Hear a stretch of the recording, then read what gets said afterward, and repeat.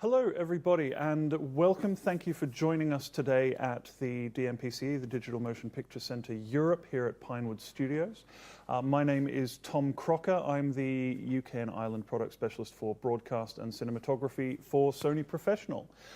So today we're going to be talking about S-Log2 and S-Log3, S-Log workflows, and how we work with that stuff on set and in production day to day. Before we kick off with everything, we'll be running for about half an hour in terms of me and my guest, who I'll be introducing shortly, talking, and then we'll be running through some of your questions, which some of you have submitted already, and thank you for that. But then we also have the ability for you guys to submit questions during the presentation today. We won't be able to get through all of them. We've already got a big stack of them, but we have tried to address as many of them as possible in the content of the presentation. So hopefully we'll be able to get most of your questions covered off before the end of it. This presentation will also be recorded, both for posterity in the future of our nations, but also so that people can review it later on, pass it around to friends, etc., and hopefully get a useful bit of information out of it. We've also got a Twitter feed going, so if you want to join in the conversation there, it is hashtag Sony Video Production, which is pretty straightforward, so if you want to get in touch there, then please do, and likewise discussing amongst yourselves.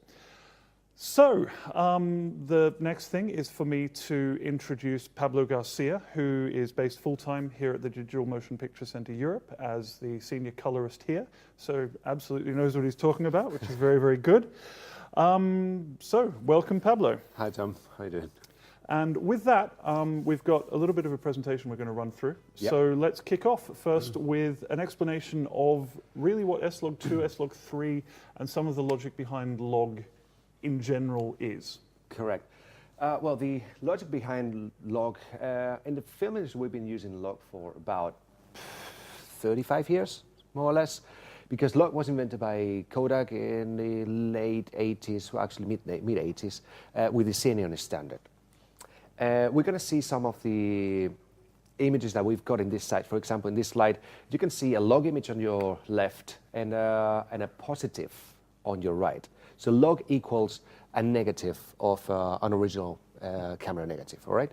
And then we've got on the right the graded version, or the positive in this case. So it's basically an unprocessed image and a processed image. Correct. So moving on to the next slide, here we got the comparison between the S-Log2, S-Log3, and the original Sony, Kodak Sony curve. You might have read in many places that S-Log3 is the closest to Sony. Basically, that means that you can see on the shape of the curves, actually the Sony curve, especially in the bottom, it's nearly equals the S-Log3. Sony was more designed for about 10, 11 stops more or less, whereas S-Log3 is actually designed to be capable of doing up to 15 stops. You got as well the S-Log2, which is designed for 14 stops, and even visually you can see there on the shapes of the two curves that the difference between the S-Log2 and the S-Log3 is especially in the bottom. S-Log2 has more contrasty shadows than S-Log3. That's because S-Log3 tends to show more noise, if we can say it that way, than S-Log2. Basically, noise is equal for both curves, but it's brighter in the bottom part of the curve, S-Log3, so it tends to make it bright. But so it's more about obscuring than about whether it's about crashing the blacks. Yeah. We can say it that way. So noise is a matter of exposure. It's not there's no noisy cameras in the market. It's a matter of exposure, and we're going to be talking about the signal-to-noise ratio and exposing for log later on. Here we got the original Sony image. As you can see, the top one is a log image. Mm-hmm. And on the bottom, we've got the processed image. Basically, the only thing you need is that common S-curve that many people have been using in Photoshop and any other softwares. That's a print density. Density and gamma are similar concepts. Print density will be more for photochemical processes, and gamma is more a video concept. But for us nowadays, will kind of be equal the same. And we're going to go for a tiny bit of explanation of what actually dynamic range is. What do you think? Splendid stops. Absolutely, because of course these concepts are very closely related, and it's about Well, there are a lot of different factors we need to take into account. So, of course, things like, well, where we're going to be talking about it a lot in terms of LUTs and the like, is in terms of the difference between what the camera can see and what we can have the camera show us on today's display technology. That's correct. Because, of course, the camera is seeing 14 or so stops in the case of a lot of our current models like the FS7, FS7 II, F55, etc. Yeah, let's kick on with that. Right, so here we got the slab Sheila. This is one of my favorite charts. It's a really techy one. And it's actually, that is obviously it's a JPEG. It's actually back illuminated. So here you got 20 stops grayscale, which is how we measure brightness. And basically, a stop is always the double of the previous one, but it always starts from the bottom. So you got stop 0, stop 1, and it's exponential how it's actually distributing the amount of brightness that they can capture. So the amount of information that you actually capture in that 14th and 13th stop, it's 14 at a 2 times brighter than the one in the bottom. I know it can sound a bit, but it's all mathematics. So that capture cannot really match the display technology we got nowadays, because that's why we're using the positive version of it. So here we got another example of what actually happens with a lookup table, or what would be an HDR capture, S-Log or log, any kind of log, equals a high dynamic range capture. Whatever is more than 10 stops for us, a high dynamic range capture. And what actually display technology can do nowadays. You can see on the right, it's a super RGB. Basically, super RGB equals 709, and I think in this case will be a 2.4 gamma. And you can see that the main difference between the two of them is not just in the dark side of the grayscale, it's mostly in the top part of it, which is our lookup table, or our SDR, or standard dynamic range display, would be clipping all that information in the highlights. Of course, because we've got the camera seeing so much, but we're only seeing so much. So moving this into this, if you just do it in a straight line, that's going to be... Yeah, exactly. If you just apply a 2.4 gamma straight onto your S-Log3 material, obviously the S-Log3 material on standard dynamic range image is going to look washed and soft because it doesn't have the contrast rate and enough contrast ratio to show it. Yeah. So a 2.4 gamma or a standard lookup table or whatever, it's going to be mainly, they are designed for about 7-8 stops. They're going to show you those stops, and they're going to be most of them in the mid grays, so all the highlights are gone. Right? So it's really important for the people to understand what they're looking at on the viewfinder, which is going to have a lookup table on it, and what the actual sensor is capturing.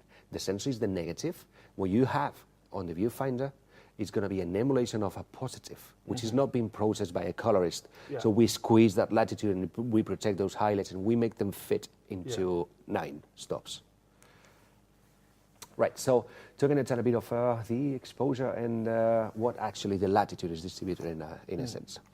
I would like to say that it's really important for the people to understand that sensors or sensor technology should be understood as a fixed stock of film.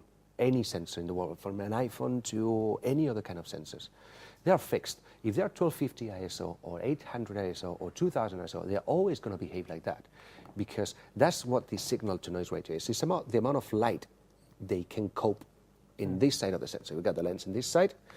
Everything happening with the ISO up, ISO down, it's on this side of the sensor. So it's actually gain up, gain down. It's an artificial thing. It's not light hitting the sensor. Yeah. It's us artificially jacking it up. It's gain. Yeah. 1 stop equals 6 dBs. Just for people that is more broadcast related, 6 dB is a hell of a lot. So what actually happens when you are actually moving your ISO up or down, you are making your lookup table and viewfinder look brighter or darker. Therefore, you're going to tend to compensate on the lens or on the light. So I would normally recommend that the highest ISO I would recommend to operate a camera would be the nominal. Exposing or going with the ISO down, basically what you're doing is you're exposing brighter because it's going to look darker in your viewfinder. So you're moving your middle gray higher up in the curve and in the latitude. Therefore, you're getting better shadows to play with. And remember what I said before, 709, for example, is 6.9 stops. We're capturing 14. So actually moving your middle gray slightly higher up and then do what is on film terminology is called print down. It's a really common technique, and it's really widely used, and I would encourage people to expose slightly brighter than normal. So basically, you're in no danger of losing your highlights. Oh, There's Jesus. lots of room up there for you to maneuver. Further down, you're going to hit the floor before you hit the ceiling. Correct. We're going to be then talking about the noise floor. Yeah. And latitude in a sense, obviously there's always one part, especially there in the bottom, that is not unusable, but that's what is meant to be pitch black. Because latitude starts on pitch black, it doesn't start in +1. It starts on 0. So from 0 to +1, that's what normally they call the noise floor. Also moving the exposure slightly higher up, it's not just going to give you cleaner images. It's going to give you better color performance, huge improvement in color performance. And also for people to understand, normally the middle gray is normally set on the kind of in the middle of the latitude. The Sony cameras in S-Log3, they're all going to give you 6 stops high latitude and 8 stops shadow latitude. So that middle gray is actually pretty damn close to what the noise floor would be. It's nearly in those. I mean, you get rid of the noise floor, so you got about 5 stops there in the shadows to play, and they're really close together. So the amount of information you're actually recording in the shadows, though there's a lot of stops, but it's not that big because their stops are really, really close together. So moving your middle gray slightly higher up, you're going to get a lot more room and a lot more data allocated in the shadows. So it's kind of a trade-off. And you're not going to be losing any highlights. You're not going to be reducing the latitude of the camera. It's always the same. It's where you place your middle gray. Because, for example, in your case or in my case, I got my skin tones, but this is pretty close to my face, and this probably is about like 3 stops darker than my face. This is already in the noise floor. So you need to think about not just the face you got, what is surrounding it.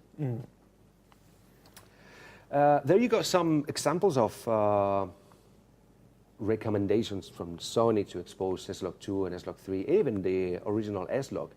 You can see for S-Log3, for example, they're recommending 41%. That would be, as I normally tend to say, by the book. Guys, go 50 easily. That would be kind of 2/3 of a stop. Normally we even go 55% if you're monitoring log. Careful as well with lookup tables and waveform monitors, because the waveform monitor is going to be showing whatever lookup table you've got applied. And I'm going to go one slide back for a second. And in here, you've got some of the look profiles you've got in the camera and how they would look like to be exposed correctly by the book. Guys, you can go higher than this easily. Right, and let's move on to the next one. Then we got with the look profiles. And that's going to lead us into this one here, which is raw viewer. Here we can see the 4 look profiles on the camera that you're familiar with, isn't it? On the top left, we've got the LC709, which is kind of a broadcast age. That's a F900, if I'm not wrong. F800. F800, original F800 one. Then on its right, you got the number 2, which is the low contrast type A. That basically is a slightly more cinematic look of it, because it's got a roll-off, what we call roll-off in the highlights, because film doesn't saturate in a linear way. By the way, guys, trick, you want to make something look more cinematic, just desaturate the highlights. That's what this look is actually doing for you. When someone comes like, oh, that looks really video, basically they don't want to see saturated highlights. You desaturate the highlights and it looks a lot more cinematic. One thing I will say, since we're sort of into it a little bit, people can submit questions on your screen. If you want to submit a question while we're going on, feel free to do so. We'd love to hear from you. Sorry. And we carry on with number 3. Number 3 is S-Log2 709. And I'm going to make now a bit of a point of it. What's actually the use of lookup tables. Lookup tables, they were invented at the same time the Kodak invented log, because we needed to find out or to see how it's going to look like on the positive I selected for sending to the cinemas, right? My print. I was capturing in X brand of negative, but I could print in a different brand of positive. So they were invented at the same time because as a colorist, I need to grade on the big screen and how it's going to look like on the big screen. So they invented the 3D LUTs at the same time. These 3 Well, there's 1D LUTs, which are basically gammas, that S curve that we were using before. And then we got 3D LUTs, which is not just tone mapping, it will be saturation change or hue change on a pixel level. Yes, so right? on a pixel level, that means that we can say that this type of red or this range of red should then look like this in the final, but the greens remain unchanged, that type of thing.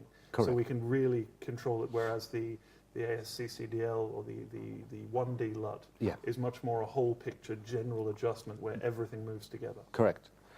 And then the use of 3D LUTs are 3 main uses. The first use and how they were invented, it's a technical use. I use a 3D LUT to calibrate my monitor, for example. Conversion of color spaces. All the look profiles that you've got there, they're actually doing one technical pass on it, which is the color space transformation. Because on cameras like 55 and 65, you're capturing what is called S-Gamut, which is S-Gamut3, which is a huge input of color. So we need to remap it into something that can be displayed properly. Yeah. So that's the actual technical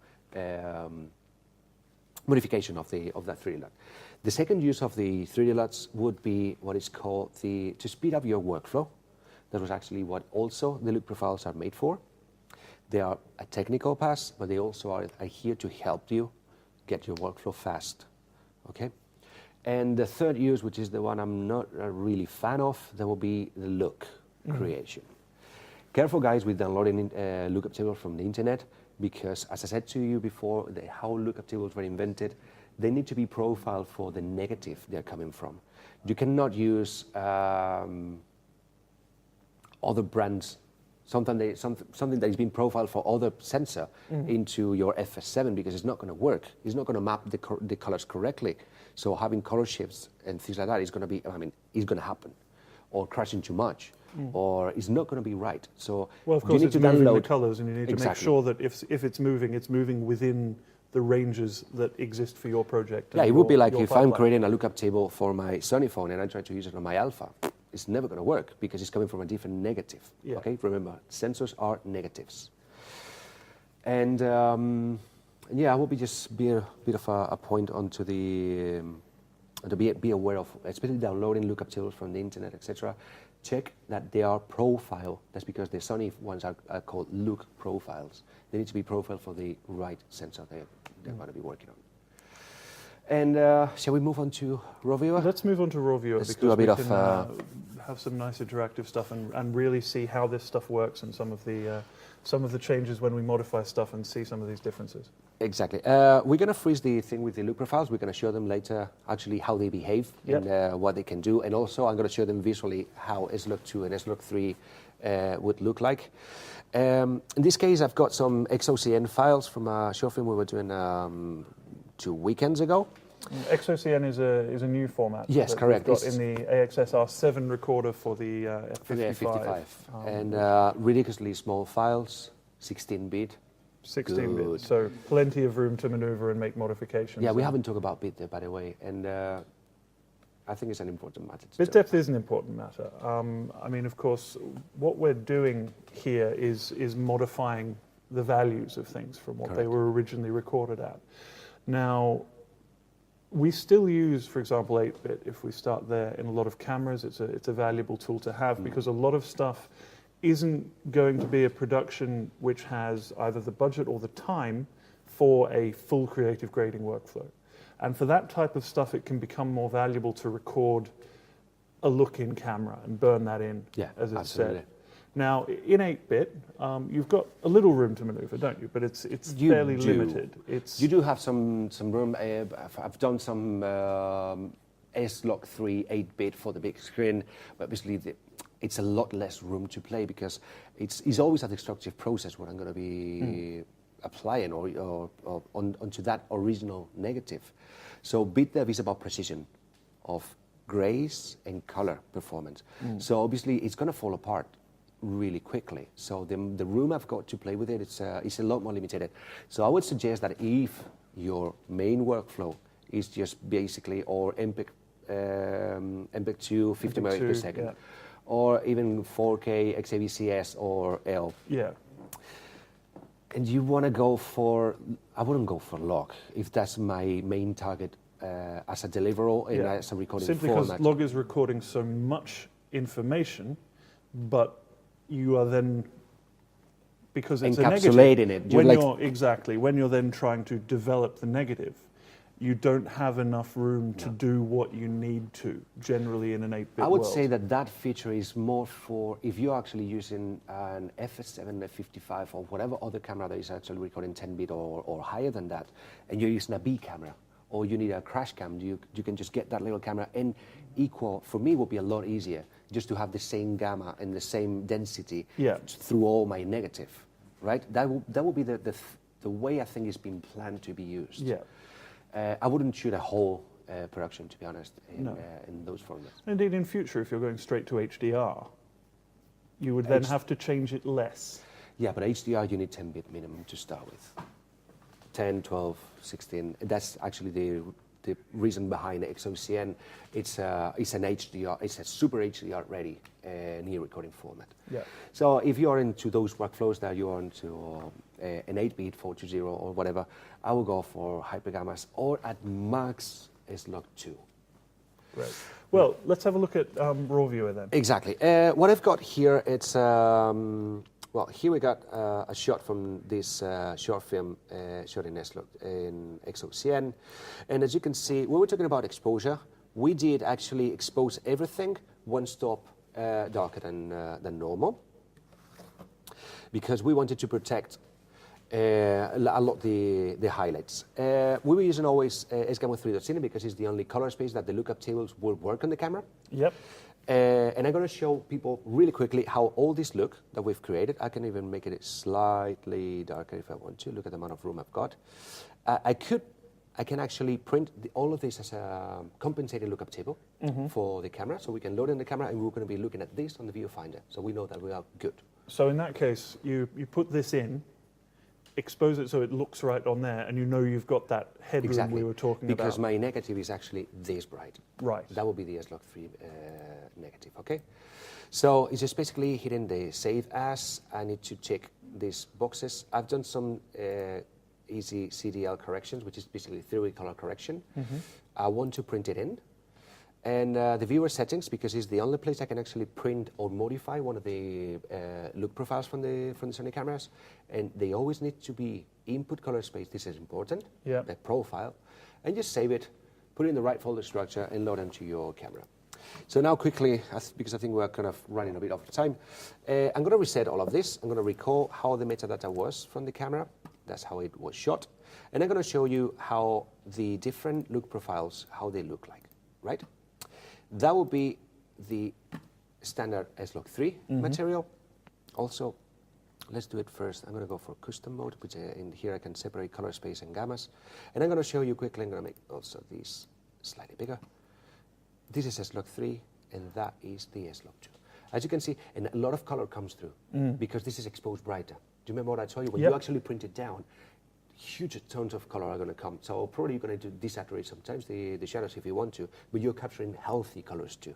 So this is the main difference. As you just seen on the curve before, you can see there's mainly bottom part of the curve or the image. It's a bit more contrasty. Not really easy to use on the viewfinder, but if you get used of looking at this on the viewfinder, you get it right. This would be another recombination for 8-bit recordings. I would record literally this look profile onto the camera. And now we're going to see how the other look profiles, how they work. And I'm going to go back to my .cine. And here we go, the standard 709, saturated highlights and so on. And you'll see that if I swap now to the type A, all that top range of the latitude becomes more desaturated. Remember, this is exposed quite bright.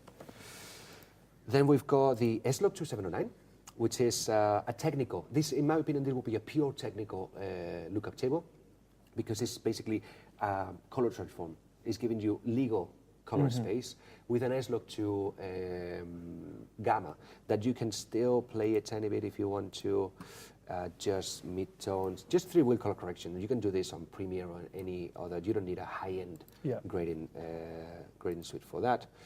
And the last one... Well, you can use Raw Viewer, which is very good and free, so everyone can use that. Correct, and you can render out from here into XAVC, into ProRes. You can trim RAW, you can create files from it, so it's really, really handy.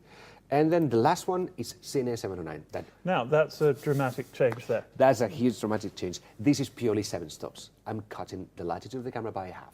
So all of that latitude that I'm missing here is the top 7 stops. Mm-hmm. It looks like, well, but there's a lot more information. Remember, 1 stop is the double of the previous one. So the amount of information that you got in the top part of the curve, it's a lot. This is my favorite one for post, to emulate, because this is a film emulation. Yeah. This is a film negative. It's a really stiff S-curve. So what are you going to do to it now then? If you apply it correctly, you can then get back as much as you want. I know there is a bit yellowish. I can compensate in here. And let me just open the serial controls. And I'm going to decrease ridiculously the saturation. And I mean, this, I would use it in a high-end post-production chain. But it's a really nice look. I wouldn't use it on the viewfinder because you're going to be like, Jesus, I've lost all my highlights and so on. And well, this would be like really quickly what you can do with Rovio. Oh, this is 2.3 version of Rovio. That, by the way, it's HDR ready.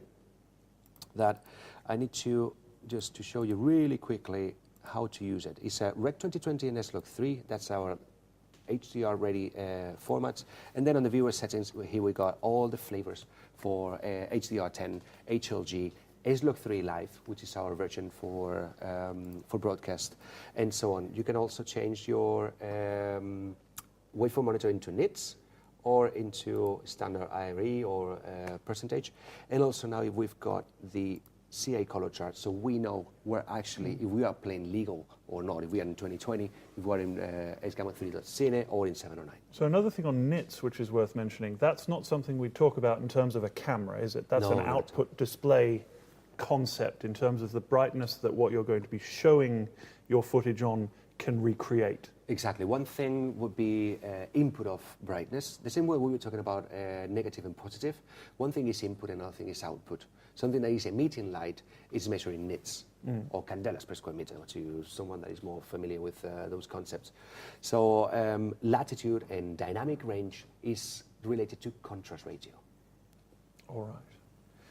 And I don't know, you want to move on to the Q&A? Because we've got a hell of a lot of questions. We've got quite a few questions. We won't be able to get through the majority of them. But before we get to the Q&A, firstly, thank you very much for joining us throughout so far. Very much appreciated that you've taken the time to watch this. As I mentioned earlier, there will be a recording of this made available to you all. It will be emailed out to you, a link. We won't be sending you a massive file to all your inboxes on the 21st of November. So you can expect that to arrive in your inboxes with whichever email address you are logged in with now.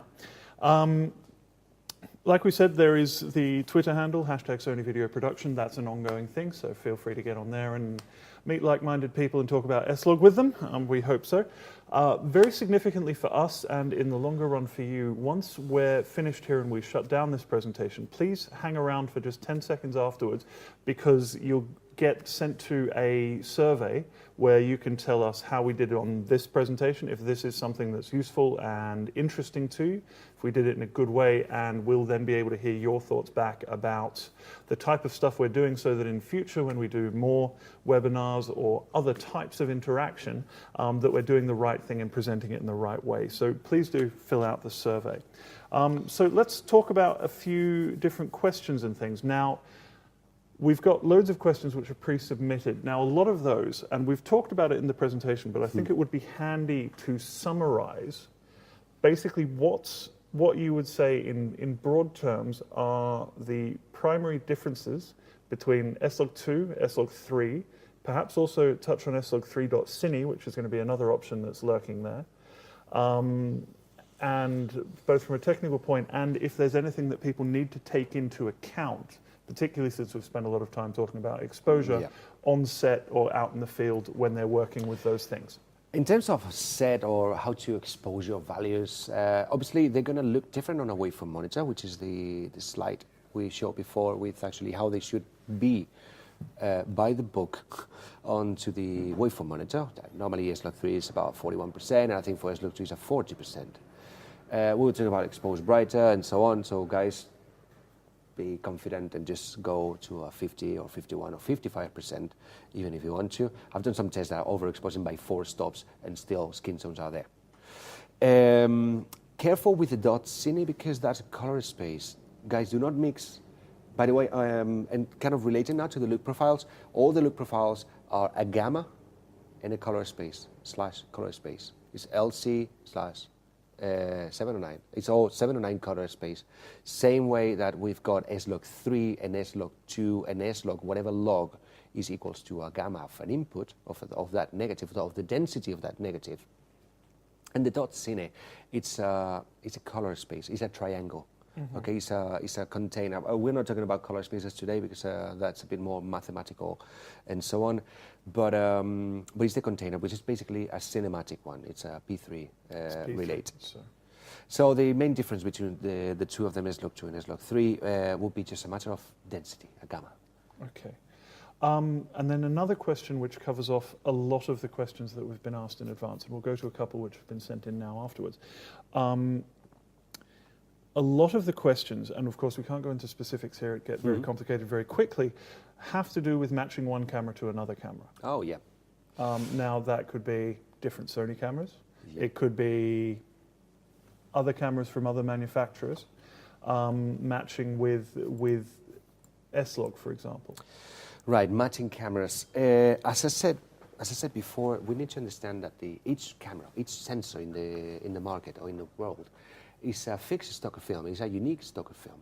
So, for example, if you're matching 55s and 65s, they do share the colorimetry, which is really handy, and they do share the S-Log3 or the gamma or the density in this case. But it's really important that they need to be exposed in a different way because the F65 is an 800 ISO camera, where the F55 is a 1250 ISO camera. So I'm going to have different readings from my I should have different readings from my light meter and different T-stops. So we're talking light meters again? Yeah, because that's how you match. So in fact, all cameras. of this clever stuff hasn't actually impacted the Not at all. practical acts of cinematography? The act of using your camera in Cine EI mode, that is a digital cinema camera. You are recording in a negative. Once you go to custom mode, you are in broadcast or in TV world. You're going to be talking about DVs and so on. That's because also in Cine AI you got only 3 presets for the white balance, because those are the original stocks of film. It was 3,200, 4,300, and 5,500. That's your selection of stocks of film that you're going to be using, and they're always going to be 1250 or 800. So they need to be exposed in a different way. You cannot match saying, okay, the 55 is 1250, I'm going to rate it as an 800, and they're going to match. No, in my timeline, they're going to be like this. Yeah. 65, 55, 65, 55. It's going to be like that. It's going to be hell for me. So you need to be really aware of actually what is capturing. So you need to know the cameras you're working Correct. with. All right. We've got... Oh, and just the last thing. If you want to match cameras, guys, get a color chart. That's the best thing you can do. Expose and shoot a few color charts before starting to shoot. Preparation. Lack of preparation is preparing for failure. And honestly, just do a bit of preparation before. Don't just buy a camera, get it out of the box, and go out there and do your first job with it without even playing with it. Do play with it, and the best tool you can get is a light meter and a color chart. Okay, great. We've got time for, unfortunately, only one more question. Robert Lee has sent in a question. He's shot his footage on the FS5 and S-Log3 in slow motion in HD. Wow. Now, the footage, when he grades, is particularly noisy compared to normal speed in 4K. How can he reduce the noise in the slow-mo clips to match the 4K scaled down footage, which looks great with a LUT plugin? When you record in any camera in high-speed mode, the shutter speed is really, really fast. So you're going to be losing a huge amount of stops. So you're going from possibly 1/48 to substantially That means that you got that. the shutter in front of the sensor for a longer time of going really, really quickly. So it's like getting a lot of ND in front. At least you're going to be losing like 1.5, I mean, depending on how fast that high speed is, but at least you're going to be losing 1 stop. So either you compensate with having more light in front of the sensor, or you need more aperture. That's it. Noise is lack of exposure, always. Okay, well, that seems to have covered off that. Unfortunately, we don't have time for more questions. If you do have lots more questions, one thing you can do is have a look for Sony DMPCE on Google or on pro.sony.eu, because here at this facility there are courses running all the time, hosted by Pablo. We also have a chief engineer who looks after the camera side of things here, full-time, and those courses are there. You can sign up for them. They are free. Yep. So if you're able to come to Pinewood, we run half-day courses, full-day courses on a range of different topics, particularly at the higher end of the cinematography market, to really get to grips over the course of a full day on a lot of these concepts, try them out with the equipment which we have here, run them through some of the fantastic systems we've got here, like base lights and resolves and things like that, to really HDR monitors, push things as far as you can. So that is it from me, Tom Crocker. Thank you very much, and thank you to our guest, Pablo. Thank you for watching, and don't forget the survey afterwards.